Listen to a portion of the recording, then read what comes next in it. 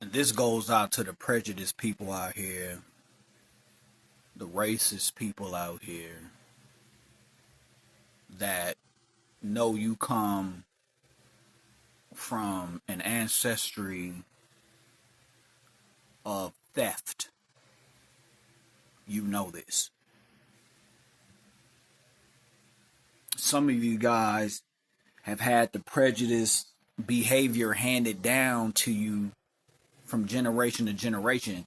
That's why a lot of us are not surprised when these things comes out of you guys' mouths. The prejudice, the racism, all that, the little jokes and all that. Yeah. My whole point of bringing this up is that you got a lot of these people in this modern times who has that prejudicism in their heart. They have that racism in their heart. It was handed down from their ancestors and from their grandparents and stuff. They'll look at the people today and say, we don't need any restoring. We don't need any, look how better things have gotten. But see, this is where I know for a fact you need the scriptures, man. There's no way you can really understand these things, man. And the continuation of devilish torment. Now, you will look back in early America and you will see all that physical, horrific things that were going on and the psychological thing. What I want you to understand is that not only, the physical things were going on back then that were evil, the psychological things were evil, but what has kept going is the psychological. And see, this is where a lot of these people who come from these ancestries of oppressors, they think that because they're not physically doing anything to you, they have changed and they have moved on. They're not like their ancestors. But what I want to put in your mind in reality is that spiritually, these people, because of these things being handed down from generation to generation of oppression, how to oppress, those traits, those teachings of how to oppress has been handed down. So now, yeah, it's less physical, but more psychological. In the beginning, it was more physical, less psychological. Why would I say that? Because back then, it was rules that people that were enslaved could not read. It was against the law for these people to educate themselves. So it was physically more harmful back then than psychologically because these people didn't even know how to read. How are you going to psychologically damage a person who don't know what you're doing? Who don't know what you're saying? Who doesn't know when you're moving your mouth, what do you mean? So you only can get physically, you can only use physicality to try to get a person to understand where you're coming from. So you can see the horrific things that begin to happen in those times, especially with these same hypocrites having the scripts and knowing that they keeping these people in these conditions. Fast forward to today, people know how to read, people know things.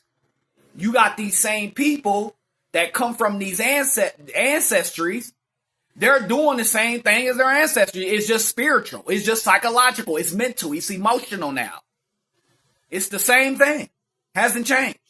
You can name any horrific thing in the past in early America. Name anything. Anything horrific. Anything horrific that happened to a people that was being abused and being used for basically labor and food and whatever. Name it. And spiritually today, the offsprings of those oppressors are still doing the same thing. It's just more psychological now, more emotional, more mental. It's the same thing. They haven't stopped. None of the horrific thing. Go back and put it in a spiritual context. Now, my brothers and sisters that's in the Mashiach, I know this is going to open your eyes to a whole new way of life when you actually recognize that we still, when Elohim say in the script, ain't nothing new under the sun, I know y'all gonna understand this whole thing that I'm saying. We under the same thing, but it's spiritual warfare. It's not physical warfare. Same thing. All the nasty things you heard happen to people back in early America is happening right now in the Ruach. Huh? And without the Mashiach, you can't do nothing? You right. You can't protect yourself. You can't see.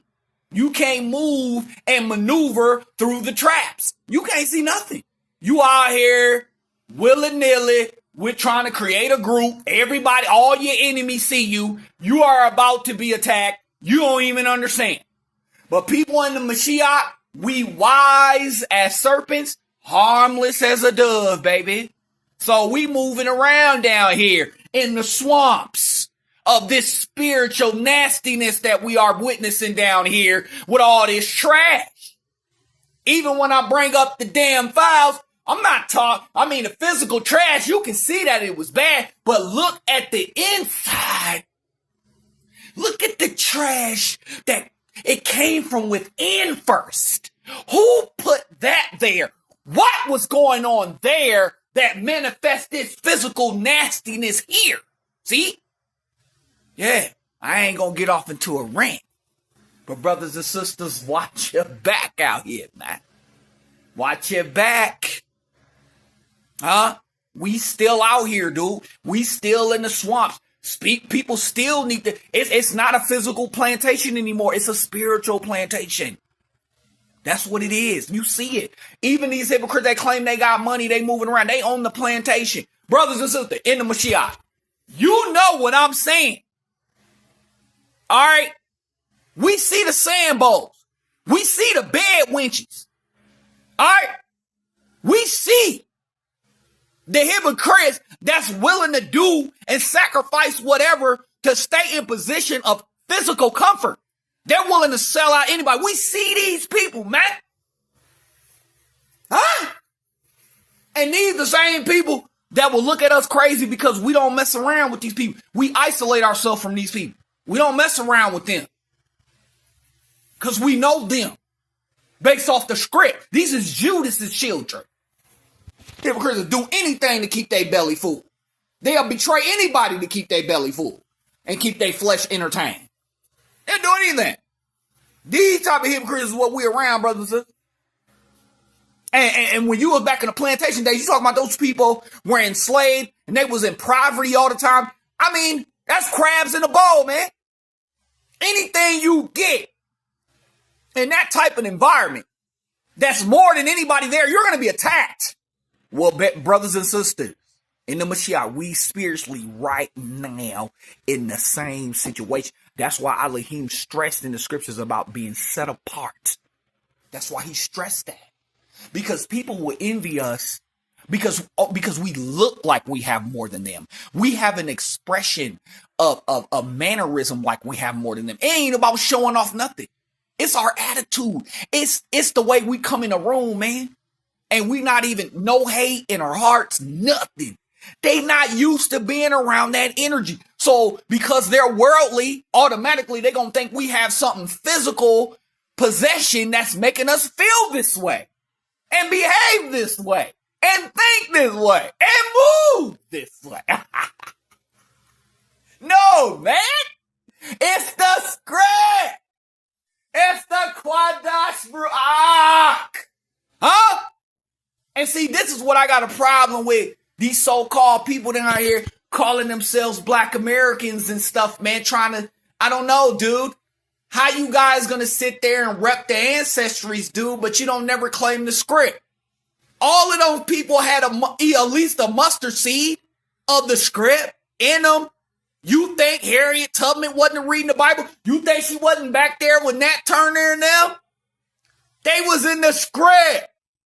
They had the script with, look, y'all know, this amazing to me how people, we're in this so-called Black History Month, and you got these people out here claiming they represent proud black, and none of these hypocrites bring up things like how the oppressor guy actually allowed the enslaved people to have a preacher, and how that preacher was allowed to learn how to read, he was secretly teaching his people the script that inspired a lot of things that so-called Black Americans did.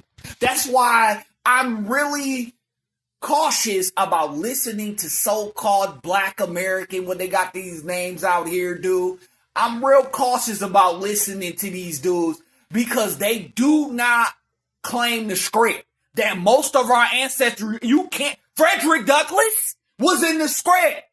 Martin Luther King came from the script. Malcolm X came out the pen in the script. What are you talking about? I don't care where their direction went after they left the script. I'm talking about where they started. They was in the script. That's what inspired them to do those things that they was doing. I wouldn't be surprised Black Panthers was in the script. Their whole parents was in the script. The further you go back in time, those scripts was relevant in a Black American's house.